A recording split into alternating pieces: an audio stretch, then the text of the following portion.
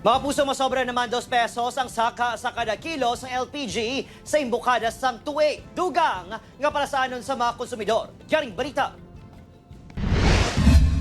Sa negosyo nga karinderya sang anay OFW nga si Edito, nagalabot kuno sa 11 kilos ng LPG ang ila makonsumo sa masobra isa ka semana. Sa isa ka bulan, 4 kuno, katag 11 kilos ang maubos.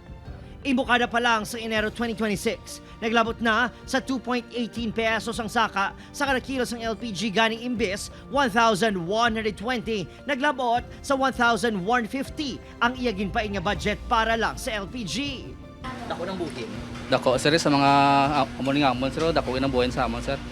Naano na sa mga 8 days na sa 8 days ang 11 kg. Naanda naman sang amay nga sa Emilio, nya kada imbukada sang bulan magbakal sang LPG. Nakibot ko no ini sa masorba 2 pesos nga saka. Gani, matipid na lang inianay sa paggamit sang LPG.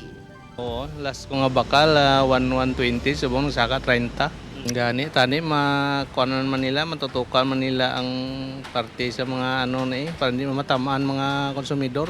Ni, kaysa uling-uling na daw lang halangin. Kasubong ni Emilio, ulig na lang kuno anay ang gamito ni Boy. Hindi kaya na, medyo bugat-bugat din sa pangabuhi.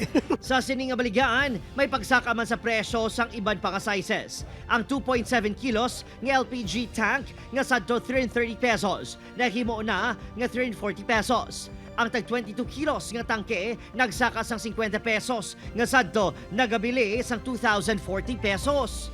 Pinakadako pagsaka sa LPG nga sa Masami ginagamit para sa catering. Ang 50 kilos nga sadto 4,090 pesos, 4,170 pesos na. May anak magita price adjustment pero hindi magid amo na kadako. Ano lang kami gaba sila kami sa movement sa price sa world market.